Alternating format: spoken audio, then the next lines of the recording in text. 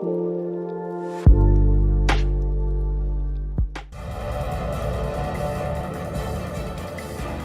1936 à Berlin, la capitale du Troisième Reich.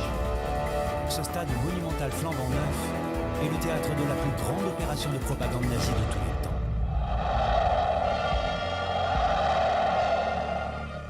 Vous avez 100 000 Allemands qui glapissent à Hitler, etc. On ne peut pas dire autrement. Des ouragans, des vagues de Heil, Heil, Heil.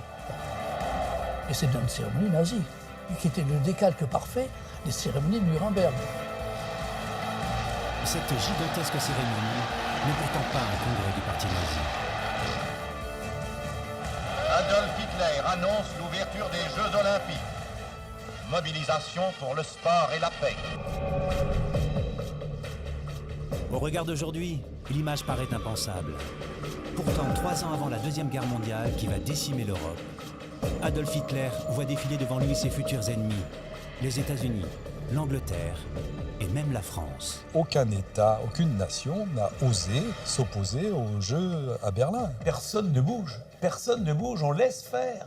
On laisse faire, c'est justement ce côté laxiste qui fait qu'on a été quelque part un peu complice. Mais non, le mouvement olympique voulait que ces Jeux perdurent. Ultra médiatisé par les premières télés de l'histoire, ce sombre spectacle fut l'accomplissement d'une stratégie méticuleusement planifiée pour tromper les grandes nations. Les nazis ont été machiavéliques dans cette affaire. Ils ont su utiliser l'olympisme à des fins de propagande. Une propagande massive servie par des moyens colossaux qui ont permis la construction d'un stade démesuré et de ce village olympique grand luxe. Un lieu spécialement dédié à faire des sportifs étrangers les meilleurs ambassadeurs du nazisme. Il s'agissait de montrer aux sportifs la meilleure image possible, afin qu'en rentrant chez eux, ils se fassent l'écho de tout le potentiel que l'Allemagne propose. Aussi incroyable que cela puisse paraître, ici se sont croisés des athlètes juifs et noirs pourtant détestés par les nazis. Nous sommes partis à la rencontre des filles de l'un d'entre eux, Jesse Owens, ce jeune coureur qui, avec ses victoires, a publiquement humilié Hitler sur son terrain.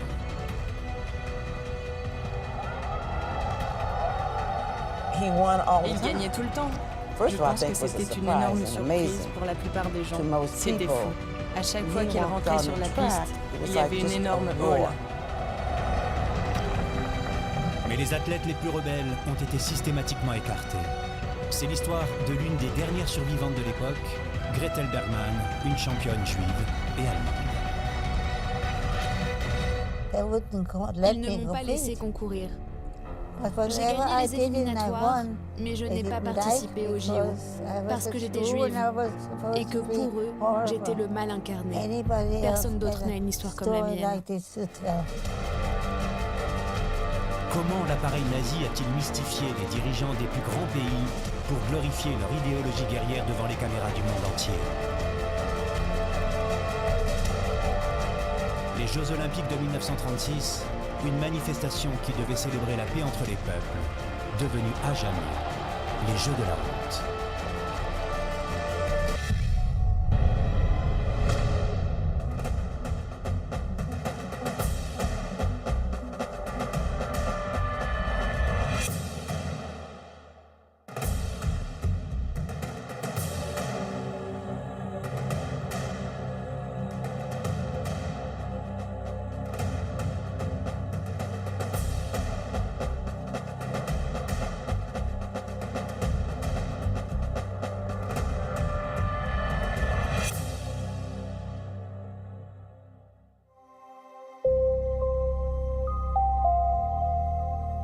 En 1931, quand l'Allemagne pose sa candidature pour accueillir les JO, les nazis ne sont pas encore au pouvoir.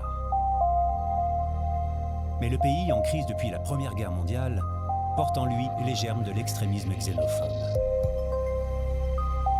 Humilié par le traité de Versailles imposé par les Alliés, puis assommé par le krach boursier de 1929, l'Allemagne est au bord de l'asphyxie.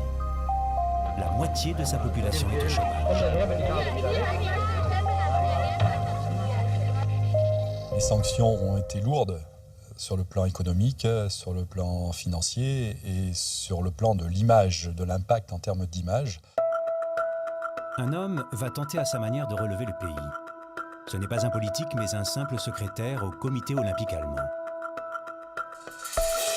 Ancien journaliste, Karl Diem pressent qu'avec le développement des médias de masse, le sport va bientôt fédérer les passions dans le monde entier. Alors, en 1931, il fait tout pour convaincre cet homme, Henri de Baillet-Latour, le président du CIO, d'accorder à l'Allemagne les prochains Jeux de 1936. Henri de Baillet-Latour, c'est un comte belge qui a succédé au fondateur Pierre de Coubertin. C'est un aristocrate d'une famille fortunée de Belgique. Il n'a pas besoin de travailler, il est rentier. Il est marié avec une Allemande.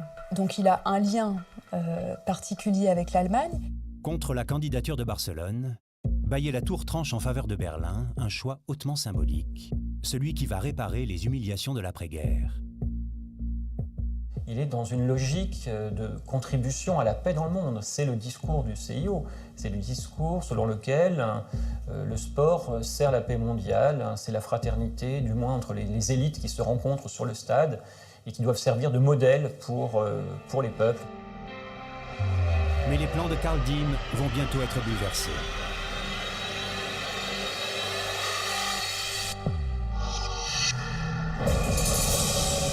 Le 30 janvier 1933, Adolf Hitler est nommé chancelier. Il s'octroie très vite les pleins pouvoirs et supprime toutes les libertés individuelles. Le premier camp de concentration de l'histoire ouvre à Dachau. Hitler y enferme ses opposants politiques. L'organisation des Jeux Olympiques, décidée 2 ans plus tôt, est le cadet de ses soucis.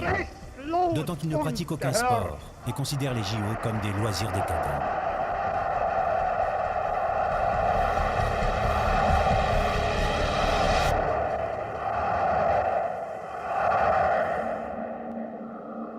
Karl Diem tient à tout prix à ces Jeux, quitte à se confronter à Hitler. Il trouve un étonnant soutien auprès d'un juif converti au protestantisme, son patron, Theodor Lewald, le président du comité olympique allemand.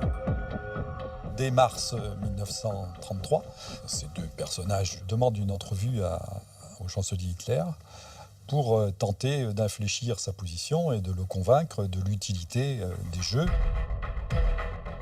L'entrevue se tient à la chancellerie du Reich. Lewald et Diem font face à Adolf Hitler. À ses côtés, écoutant attentivement les 2 hommes, son ministre de la propagande, Joseph Goebbels. C'est Goebbels qui est le premier à se rendre compte de cette possibilité de propagande pour se faire bien voir, si vous voulez, de l'ensemble des autres pays. On se dit que ce serait peut-être intéressant qu'il y ait une vaste opération de propagande et donc les Jeux Olympiques arrivent à point nommé. Utiliser les Jeux est une idée de génie. Parce que c'est le monde entier qui se donnait rendez-vous. Et le monde entier du sport, c'est-à-dire de ceux qui ne font pas de politique, puisque le système olympique faisait qu'on ne devait pas parler de politique, que c'était la rencontre fraternelle de la jeunesse, de l'amitié et de tous les peuples. Comme il l'a déjà écrit 10 ans plus tôt dans Mein Kampf, Hitler est un homme de guerre. En 1933, il a déjà en tête de rendre à l'Allemagne sa puissante armée, de se venger de la France et d'envahir une partie de l'Europe. Mais il n'est pas encore prêt. L'armée allemande est en pleine reconstruction et le Führer doit gagner du temps. Pour le moment, il préfère passer pour un homme de paix et les JO tombent à point nommé pour cela. Alors, dès avril 1933, il ordonne à Joseph Goebbels de coordonner une gigantesque opération de communication. À partir de là, ces Jeux ne seront ni trop beaux, ni trop grands, ni trop fastueux, ni trop clinquants. Toute la machine allemande, économique, militaire, sécuritaire, propagandiste se met en marche. 6 millions de Reichsmark, soit 54 millions d'euros d'aujourd'hui, sont immédiatement débloqués pour l'organisation des Jeux.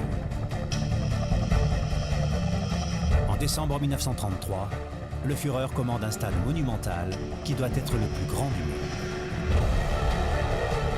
La propagande commence à fonctionner. Ces travaux colossaux impressionnent déjà les télévisions étrangères. Berlin. Le gouvernement national-socialiste a voulu dépasser tout ce qui s'était fait jusqu'ici pour les manifestations sportives internationales des Jeux Olympiques. Plus de 100 000 personnes pourront prendre place dans le grand stade qui est en voie d'achèvement.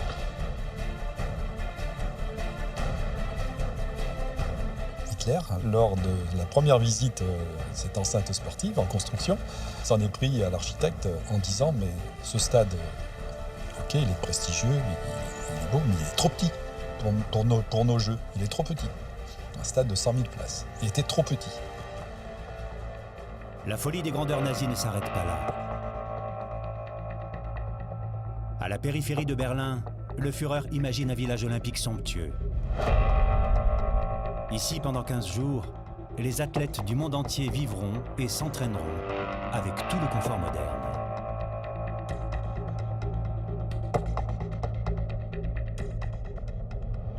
Tout avait été minutieusement étudié. Des salles de vie, 40 restaurants, des salles de spectacle, des salles de télévision, puisqu'on allait retransmettre un certain nombre d'épreuves en direct, un sauna finlandais, et un site qui était vraiment un oasis paradisiaque. Ici, au village olympique, l'idée était de proposer un village pittoresque et idyllique, à l'image d'un village allemand typique. On a réalisé un lac artificiel dans la forêt. Des oiseaux du zoo de Berlin ont même été amenés afin que tout ait l'air très vivant. Il s'agissait de montrer aux sportifs la meilleure image possible, afin qu'en rentrant chez eux, ils se fassent l'écho de tout le potentiel que l'Allemagne propose.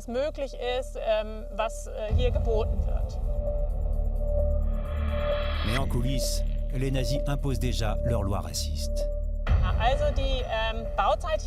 Les travaux ont duré 2 ans, du printemps 1934 à la fin avril 1936. 2000 personnes ont été employées qui devaient toutes présenter des preuves de leur arianité. Ils devaient justifier leur origine allemande arienne.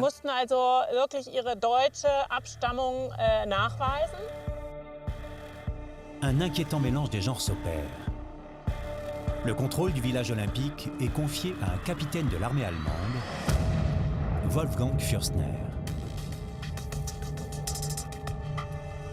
Il vivra dans cette maison au milieu des sportifs.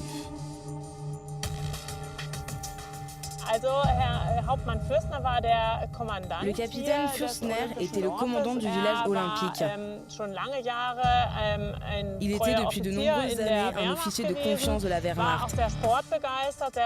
Très intéressé par le sport et sportif lui-même. Il était donc très fier d'investir ce poste. Le village est entièrement financé par le ministère de la Guerre, car ces locaux vont devenir un camp militaire après les Jeux Olympiques. Sur les murs des salles de vie, le capitaine Fürstner fait graver ses fresques guerrières. Dans le reste de l'Allemagne, les nazis durcissent leur régime. 15 septembre 1935, moins d'1 an avant l'ouverture officielle des Jeux Olympiques de Berlin, Hitler proclame les lois de Nuremberg. Les Juifs sont privés de la citoyenneté allemande. Leurs magasins sont pillés. Ils sont exclus de tous les emplois publics. On leur refuse même l'entrée dans les hôpitaux.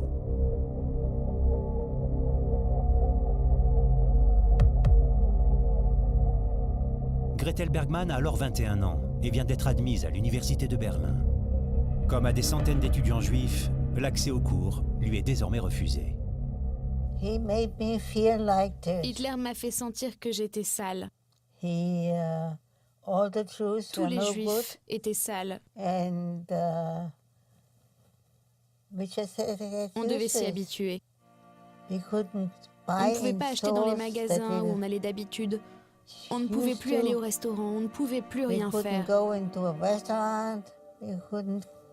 On ne pouvait plus voir nos amis. Mes amis venaient me voir la nuit car ils n'étaient pas autorisés à fréquenter des juifs. Ce n'était pas une belle époque, croyez-moi. C'était horrible.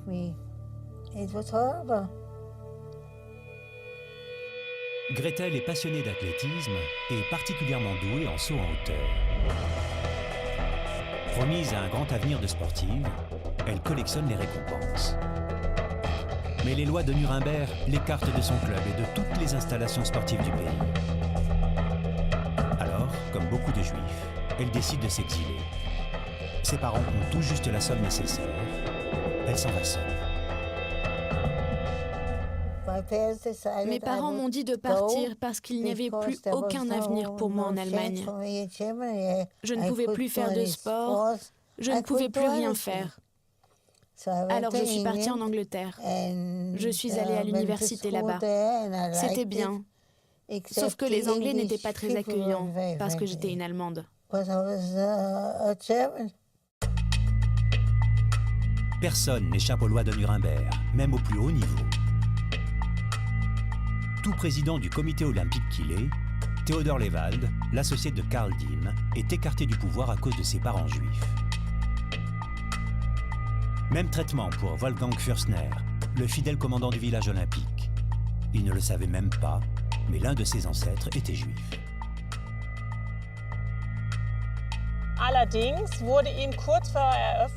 Peu avant la fin des travaux, il a été rétrogradé à un poste inférieur et il a été remplacé par un lieutenant-colonel de l'armée. Il fallait l'évincer avant l'arrivée d'Hitler le 17 juin pour l'inauguration officielle.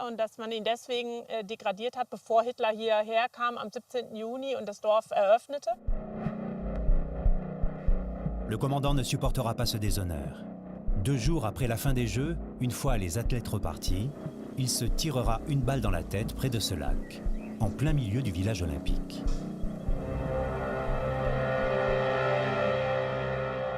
Devant cette Allemagne plongée dans la terreur, le président du CIO, Henri de Baillet-Latour, ne réagit pas. Le comité international olympique, sorte de vierge effarouchée, dit non, nous on ne fait pas de politique. Nous, on a les mains propres, nous sommes apolitiques, circuler, rien à voir. La question la situation des Juifs en Allemagne, des droits de l'homme en Allemagne, de la démocratie en Allemagne, c'est pas notre problème, nous sommes au-dessus de tout ça. Berlin, c'est la promesse de jeux grandioses, et ça c'est le vœu le plus cher du CIO, très certainement. Et aussi une autre raison, c'est que ni Baillet-Latour, ni les membres du CIO, dans leur quasiment majorité, ne sont vraiment hostiles au régime nazi. Personne ne bouge, on laisse faire. On laisse faire, c'est justement ce côté laxiste qui fait qu'on peut se dire qu'on a été quelque part un peu complice et que le mouvement olympique lui-même aurait dû s'offusquer.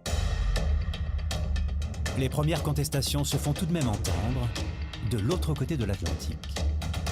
Des dizaines de dirigeants sportifs et politiques américains envoient au CIO des lettres d'appel au boycott.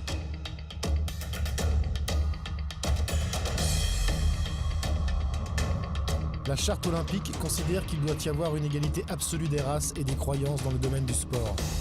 C'est l'antithèse directe de l'idéologie nazie qui fait de l'inégalité raciale la pierre angulaire de sa pensée. De grands rassemblements sont organisés dans toutes les grandes villes américaines.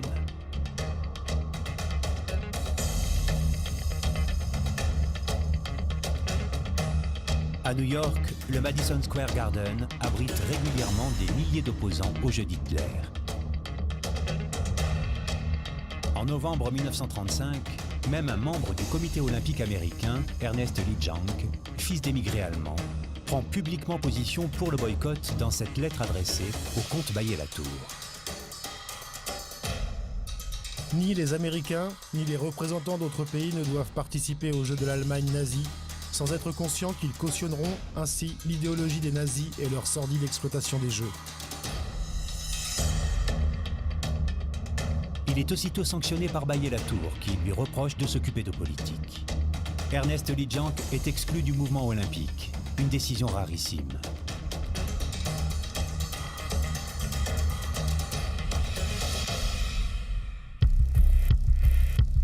Il est remplacé par un homme beaucoup plus conciliant. Avery Brundage, membre actif de 2 associations ultra-racistes proches du Ku Klux Klan, devient le président du comité olympique américain. Nous trouvons que la préparation allemande est très bien menée. Je suis sûr qu'ils seront prêts à recevoir comme il se doit les athlètes du monde entier. Avec cette nomination, le CIO parvient à étouffer les tentatives de boycott aux États-Unis. Mais entre-temps, le mouvement s'est étendu en Europe, à l'initiative des organisations communistes.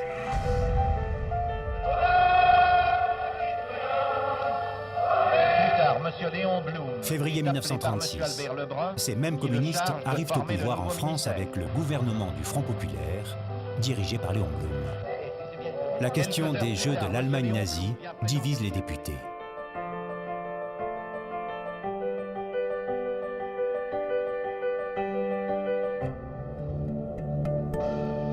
Noël Vandernoot a suivi attentivement tous ces débats. Il a alors 12 ans et dans 6 mois, il doit participer au JO pour assister ses oncles dans l'épreuve d'aviron. À ce moment-là, et à la Chambre, il y a eu des débats terribles pour savoir si oui ou non on allait voter les crédits pour que l'équipe de France puisse partir à Berlin. On continuait de se préparer, mais sans être certain qu'on allait y aller. Et il n'avait pas pris de décision encore. La menace de boycott prend de l'ampleur au moment même où l'Allemagne termine ses travaux titanesques. Les nazis risquent d'être privés de la gigantesque opération de propagande qu'ils préparent maintenant depuis 3 ans. La crainte majeure de l'appareil nazi qui s'est approprié les Jeux olympiques était qu'on leur enlève l'organisation des Jeux. Le CIO était en mesure, à un moment donné, pour des raisons majeures, de dire eh bien, nous vous retirons l'organisation des Jeux et nous les attribuons à notre capitale. C'était une crainte que de se faire déposséder de l'organisation des Jeux. Il leur faut absolument se donner une image respectable. Maîtrisant parfaitement la force des symboles, leur regard se tourne vers le père des Jeux Olympiques, Pierre de Coubertin, le fondateur du CIO qui avait organisé la première Olympiade moderne à Athènes 40 ans plus tôt. En 1936, le vieil homme de 73 ans vit reclus à Lausanne. La fin de sa vie est assez triste d'une certaine manière, puisqu'il est à la fois dans la gêne financièrement, et puis il a 2 enfants qui sont frappés de lourds handicaps, pour lesquels il doit prévoir leur vie après sa propre mort. Et puis enfin, il est oublié. Plus personne ne prête vraiment attention à lui. Plus personne, sauf Karl Diem, progressivement devenu un partisan d'Hitler. Il se rend à Lausanne à plusieurs reprises pour rencontrer Pierre de Coubertin. Alors Karl Diem va organiser une grande opération de charme. L'idée, c'est de commémorer en quelque sorte l'œuvre de Coubertin et Coubertin lui-même, donc en lui proposant de rééditer ses œuvres en Allemagne, de célébrer sa pensée dans la revue olympique. Il s'agit aussi de l'élever en son honneur des bustes. Voilà, et Karl Diem obtiendra d'Hitler un cadeau, un chèque cadeau en quelque sorte de 10 000 Reichsmark pour que Coubertin puisse subvenir aux besoins de sa propre famille. Séduit, Coubertin légitime les Jeux de Berlin en enregistrant un message de soutien que Karl Diem fait diffuser dans plusieurs radios à travers le monde. Dès aujourd'hui, je veux remercier le gouvernement et le peuple allemand pour l'effort dépensé en l'honneur de la 11e Olympiade. Elle s'accomplit sur un plan magnifique, avec une parfaite conception des ensembles et un souci non moins parfait du détail. J'ai l'impression que toute l'Allemagne, depuis son chef jusqu'au plus humble de ses écoliers, souhaite ardemment que la célébration de 1936 soit l'une des plus belles que le monde ait vues. De son côté, Hitler accepte la visite d'Henri de Baillet-Latour en Allemagne. Il organise une grande mascarade pour lui cacher les exactions antisémites. Il fallait absolument montrer au monde qu'en fait, l'Allemagne était un grand pays tolérant, ouvert, voilà. Et on le trimballe partout, c'est vraiment le mot. Mais ne prenez pas en pantin. Mais déjà, Hitler méprisait profondément. Vous imaginez bien qu'Hitler méprisait tous les hommes politiques français, tous les hommes politiques anglais, les Américains. Hitler pensait effectivement, c'est quoi ce pantin? Je vais le rouler à la farine. Et effectivement, c'était le cas. Tous les gouvernements se font berner devant les minces promesses d'Adolf Hitler. Il s'engage à nettoyer Berlin de tous les panneaux antisémites avant l'arrivée des premiers visiteurs. Les interdictions faites aux Juifs seront aussi levées, mais seulement pendant les 15 jours des Jeux Olympiques. Et surtout, il promet qu'il y aura bien des athlètes juifs dans la sélection olympique allemande.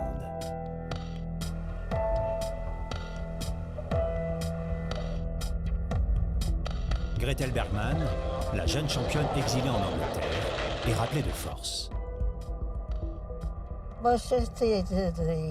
Ce qu'ont dit les nazis à ma famille, c'est « elle doit revenir et concourir pour nous ». Ils m'ont demandé de rentrer en Allemagne. J'ai dit non, je ne rentrerai pas. Mais ils ont menacé ma famille. Alors je suis rentrée. Les nazis utilisent Gretel Bergmann comme alibi aux yeux du monde. Ils la font participer aux épreuves éliminatoires, tout en maintenant une surveillance permanente sur elle. J'étais toujours en danger. Je ne pouvais pas m'exprimer clairement, c'était horrible. Si je disais du mal des nazis, ils m'auraient tué.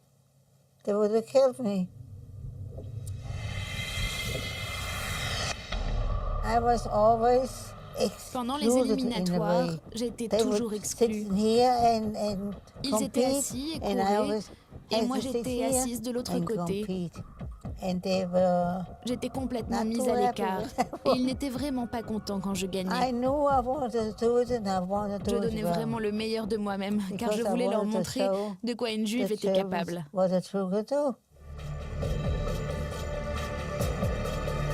Les injustices décuplent la rage de la jeune athlète. Pendant ces épreuves, elle bat le record national de saut en hauteur à 1,60 m. Trop performante, Gretel Bergmann devient gênante pour les nazis. Ils craignent qu'une juive gagne au JO au nom de l'Allemagne. Alors, ils vont refuser de reconnaître sa performance et vont l'exclure de la sélection. Comme seule explication, elle reçoit ce courrier. Le responsable des sports du Reich, qui a choisi l'équipe pour les Jeux Olympiques, n'a pas pu vous sélectionner dans l'équipe qui représentera l'Allemagne. Au vu de vos dernières performances, vous ne vous attendiez sans doute vous-même pas à être retenu. À Hitler. Ils m'ont dit que je n'étais pas au niveau dans cette lettre. C'est dommage parce que j'étais tellement en colère que j'aurais gagné. J'ai été douée. Un an plus tard, en 1937, Gretel Bergmann quittera l'Allemagne à tout jamais. Elle deviendra championne d'athlétisme aux États-Unis où, à 102 ans, elle vit toujours aujourd'hui.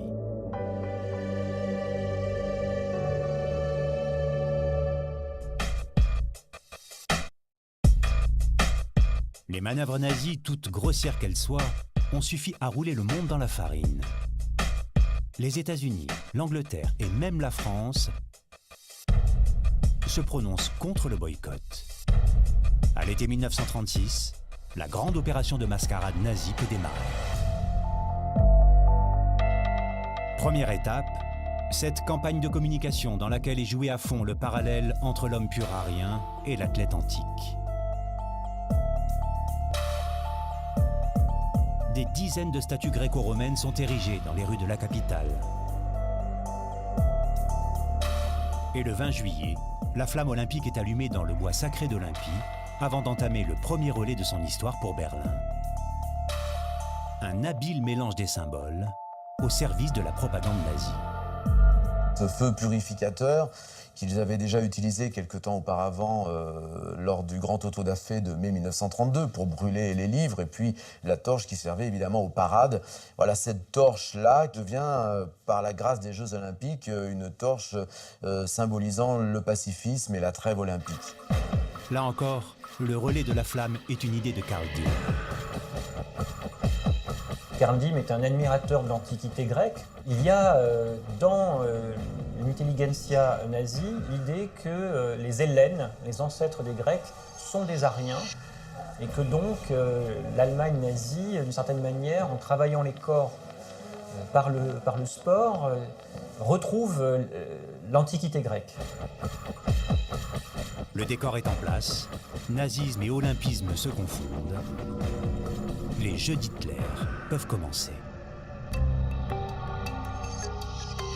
À la fin du mois de juillet, 75 000 visiteurs débarquent à Berlin, naïvement joyeux. Parmi eux, 200 sportifs français comme le jeune Noël van der Noot. Tous sont venus, car pour eux, les JO sont avant tout une grande fête apolitique. Les athlètes étaient tous d'accord pour aller aux Jeux. Pourquoi? Je vais vous le dire. Parce que c'est un gros sacrifice, il faut se préparer. Vous voyez ce que je veux dire? Tout le monde était content. Et puis ils se disaient, on va sortir de nos frontières. Parce qu'il y avait très peu de Français qui avaient voyagé. Les Français n'avaient pas de vacances, rien du tout. C'était une évasion de se dire, on va sortir de nos frontières, on va participer quand même à une grande fête. Parce qu'en principe, il faut le prendre comme ça. C'est une grande fête, les Jeux Olympiques. Dans Berlin, c'était inondé de drapeaux nazis et des drapeaux olympiques avec les anneaux. Il était noyé, le peu qu'il y avait, au milieu de tous ces drapeaux. Ça en était farci. C'était noir de drapeaux d'Asie aux fenêtres, partout. Les drapeaux olympiques, on en voyait très peu. Le 1er août, l'ouverture des Jeux Olympiques se transforme en gigantesque fête nazie. L'idéal pacifique a laissé la place à une démonstration de la puissance militaire allemande. Les jeunesses hitlériennes, les SA, les SS et toutes les forces de sécurité défilent dans Berlin sous les yeux de dizaines de milliers de personnes venues de 49 pays. Hitler peut se réjouir, 100 000 personnes vont l'acclamer dans son stade monumental, flambant neuf. Là, je le revois, là, il était toujours, vous savez, la tête droite, là. Il passait devant nous, là, suivi par tout son aréopage. Il filait vers le stade. Autour d'Hitler, les plus hauts dignitaires nazis, les représentants de l'Italie fasciste, mais aussi Karl Diem, l'artisan des Jeux, et le président du CIO, Henri de Baillet-Latour.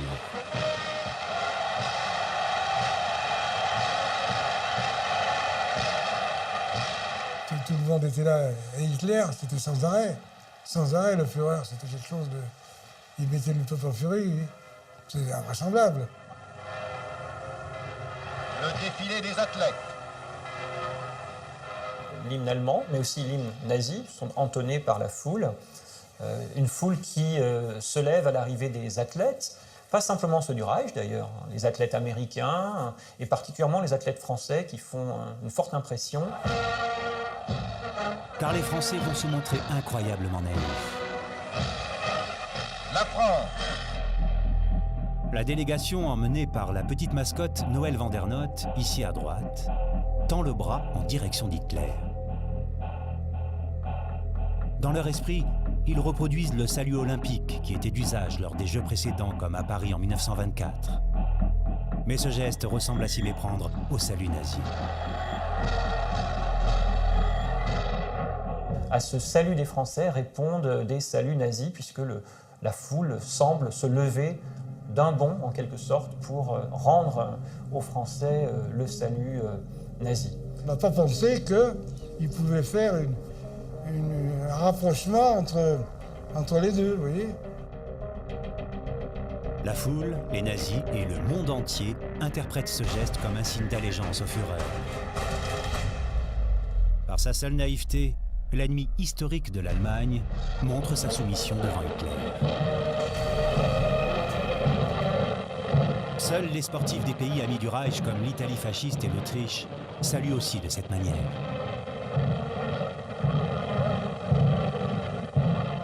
Faire ce type de salut devant la loge du Führer, ça ne pouvait pas ne pas avoir comme une signification politique, explicite ou implicite. Peut-être les hommes politiques auraient peut-être pu y penser et dire, puisqu'on se trouve là-bas, on ne va pas faire ce salut pour une fois, on va faire autre chose. Personne n'aurait rien dit. Vous savez, on s'en foutait, nous, tout le monde. L'Angleterre. Les Américains et les Britanniques n'ont pas fait le salut olympique parce qu'ils avaient été avertis par leurs diplomates. Ils avaient vu l'impact du salut olympique sur la foule nazie et l'utilisation, d'une certaine manière, de ce geste par le régime. Et l'ordre avait été donné de ne pas faire le geste olympique dans le stade de Berlin, ce qui n'a pas été le cas pour la délégation française. Cette cérémonie d'ouverture à la gloire des nazis se termine sur l'arrivée de la flamme olympique, portée par le parfait athlète arien.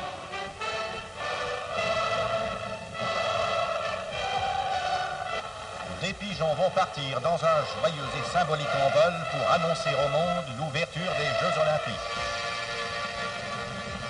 Tout était image, tout était propagande visuelle. La mise en scène visuelle, l'arrivée de Hitler, les projecteurs, la flamme, l'image. Dans cette guerre de l'image, les nazis font de chaque épreuve sportive un terrain d'affrontement politique. Tous les athlètes du Reich portent sur leur maillot la croix gammée.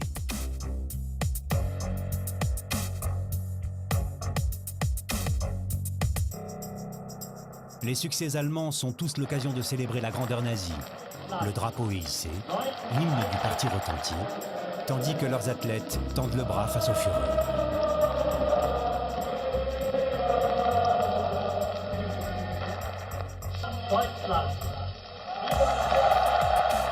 Pour démontrer leur puissance, les nazis ont encore une nouvelle trouvaille. Ils inventent le classement des nations avec le tableau des médailles pour mettre en valeur leurs sportifs surentraînés.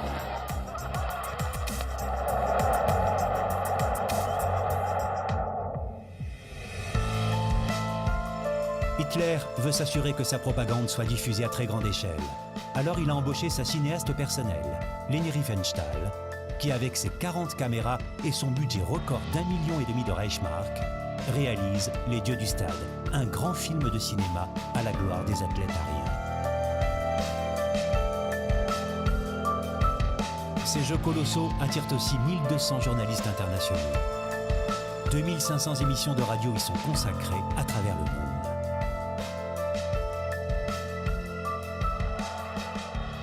Et puis, c'est la première fois qu'on va expérimenter la télévision en direct, enfin, avec un léger différé, disons. Il y a 25 écrans de télévision qui sont installés dans les salles de cinéma de Berlin et également à la sortie du stade, autour du stade. Et une fois que l'on a filmé, on se dépêche de tirer les pellicules, de développer les pellicules dans les cars régie pour foncer dans les salles de façon à montrer les images. Donc c'est le direct de l'époque. Mais c'est loin des stades que se joue la propagande la plus importante, la plus subtile. Joseph Goebbels se montre aux petits soins avec les journalistes et les invités de marque.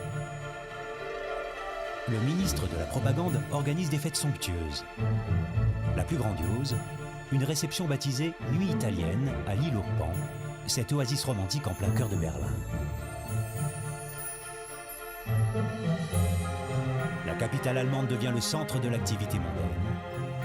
Les rois et les princes de toute l'Europe s'y donnent rendez-vous.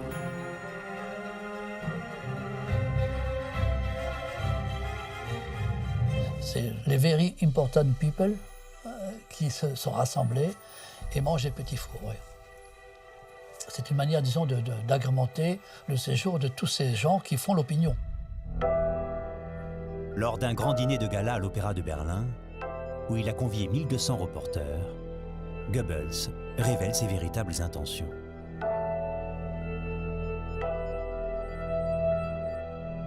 L'Allemagne ne nourrit que des intentions paisibles. Je vous demande de reproduire vos impressions sur le national-socialisme sans préjugés, dans un esprit vraiment olympique.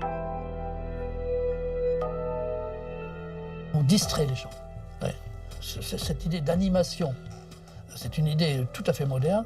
Distraction, animation, mise en jambe, mise en bouche. C'était l'idée de Goebbels, effectivement, faire des visiteurs, des propagandistes, en disant « c'est merveilleux en Allemagne ». D'ailleurs, les journalistes sportifs, qui en général se prêtent de très bonne grâce à ce genre d'exercice, n'y ont vu que du feu. Au village olympique, les 4000 athlètes sont eux aussi utilisés comme propagandistes de l'Allemagne nouvelle. Les nazis leur réservent alors le même accueil très privilégié. On entendait des athlètes qui avaient fait d'autres Jeux olympiques qui disaient « mais c'est fou, on n'a jamais vu ça ». Tout était organisé d'une façon parfaite. Bon, il y avait tout, mais surtout que, vous savez, à l'époque, nous vivions quand même chichement. Hein. Le matin, il y avait un choix, il y avait du cacao, du café au lait, de la novomaltine, des confitures, il y avait pratiquement un tas de produits que vous pouviez prendre comme vous vouliez. Si vous connaissez le français, hein, vous savez, s'il peut se goinfrer à bon marché, ça marche toujours. Hein. Les athlètes sont tellement éblouis qu'ils appellent leur village olympique le paradis sur Terre. L'un d'entre eux, Jesse Owens, un jeune noir américain de 22 ans, petit-fils d'esclaves, est encore plus surpris. Lui qui a toujours connu l'Amérique ségrégationniste n'en revient pas de recevoir le même traitement que les sportifs blancs.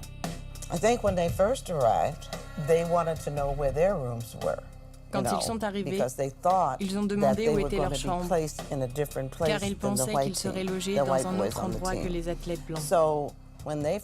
Et quand ils se sont rendus compte qu'ils étaient égaux, c'était vraiment quelque chose, vous savez. Parce qu'à la maison, ça ne se passait pas comme ça. Ils mangeaient tous ensemble. Ce n'étaient pas les blancs d'un côté et les noirs de l'autre. Ils formaient une seule équipe, l'équipe olympique américaine. Derrière cet accueil méticuleusement pensé, le régime hitlérien n'en reste pas moins ultra-raciste, considérant les Noirs comme des sous-hommes. Pourtant, c'est ce jeune sprinter qui va à lui tout seul enrayer l'énorme machine propagandiste.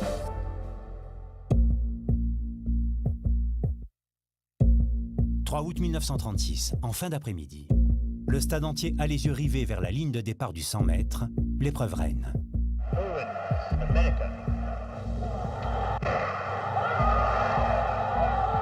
Dès les premières foulées, Jesse Owens lâche ses adversaires. C'était une détente, quoi, vous voyez ce que je veux dire. Vous en avez qui courent, par exemple. Ils ont les pieds au sol, on a l'impression qu'ils écrasent la piste. Tandis que lui, c'était l'inverse. Ça bondissait. Vous voyez, on sentait que c'était de la dynamite.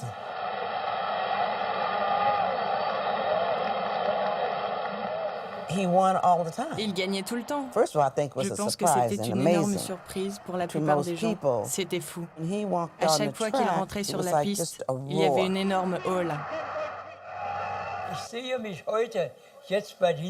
C'était inoubliable de voir l'enthousiasme sur son visage. Je me vois encore aujourd'hui tout au bord de la piste applaudissant, alors que la foule scandait « Owens, Owens, Owens !» pendant qu'il faisait le tour du stade. Tout le monde applaudissait. Jesse Owens, Jesse Owens. C'était vraiment unique. En seulement 10 secondes 3, captés par toutes les caméras présentes, les nazis voient les jeux leur échapper. Et ce n'est pas terminé. Armé de son sourire charismatique, Jesse Owens revient dès le lendemain porter le coup fatal. Il est là pour défier ce sauteur allemand, Muslund, qui détient le record d'Europe en saut en longueur.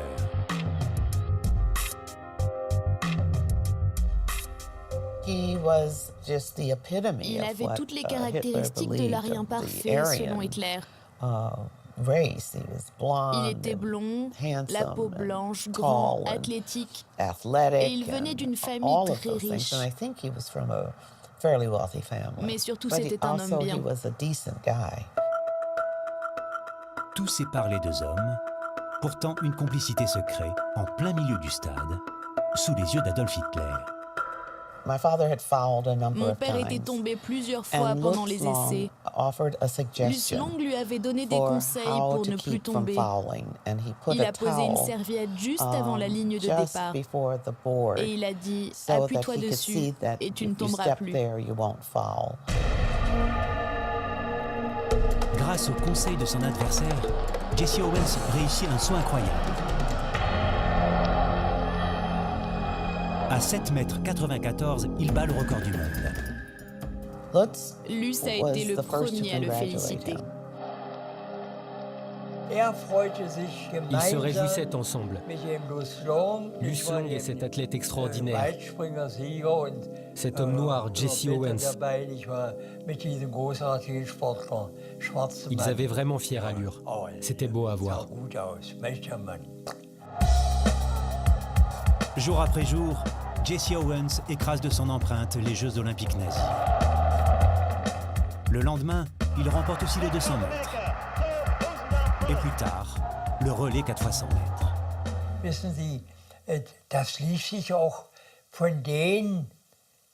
Il y avait bien sûr un contraste entre cette foule en liesse et le calme des dignitaires du parti nazi dans les tribunes. Tous les spectateurs s'enthousiasmaient, mais eux se faisaient remarquer par leur attitude négative. Ils étaient regroupés dans un coin et ils n'avaient pas l'air contents. Les victoires de Jesse Owens, c'est un échec cinglant de toutes les théories raciales proclamées par le Troisième Reich, et ceci en direct aux yeux du monde.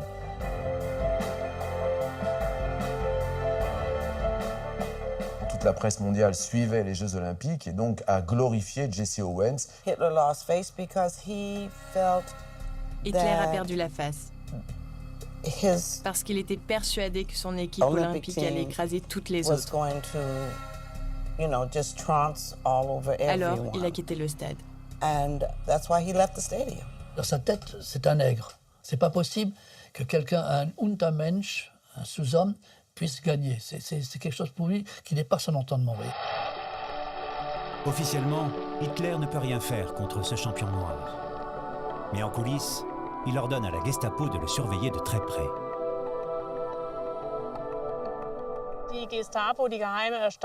La Gestapo, la police secrète, ouvrait systématiquement le courrier que recevaient les sportifs. Une lettre de Jesse Owens a été confisquée. Elle avait été envoyée par un haut fonctionnaire de l'autorité sportive américaine qui lui conseillait de rendre les médailles. Dans cette lettre que Jesse Owens ne recevra jamais, il lui est demandé de profiter de l'attention portée sur lui pour alerter le monde sur le régime nazi. Vous allez avoir l'opportunité de rester dans la postérité, non seulement comme un grand sportif, mais aussi comme un grand homme. Pour cela, en mémoire de toutes les horreurs déversées par Hitler et ses hommes sur les Noirs, les Juifs et ceux qu'ils appellent les sous-hommes, vous devez refuser qu'ils vous couronnent.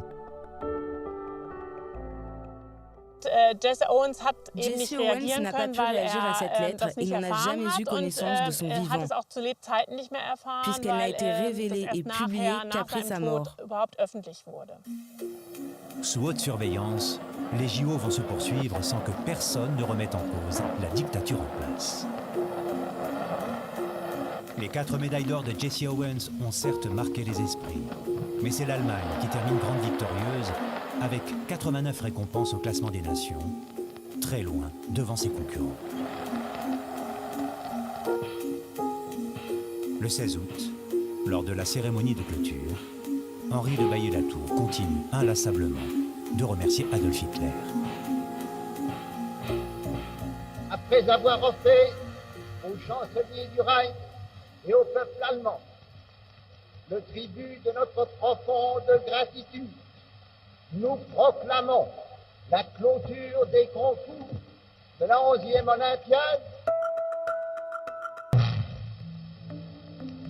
Les JO de 1936 ont agi comme un terrible tour de passe-passe.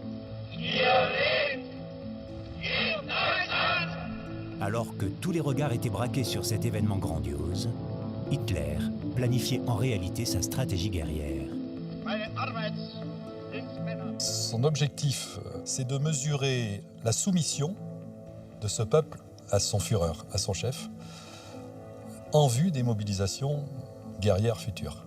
J'en veux pour preuve que le jour de l'ouverture des Jeux, l'état-major allemand décrétait la première étape de la préparation guerrière. À peine 3 ans plus tard, toute cette farce de tolérance et de paix entre les peuples montre sa vraie nature. Adolf Hitler déclenche la Seconde Guerre mondiale et ses armées déferlent sur l'Europe.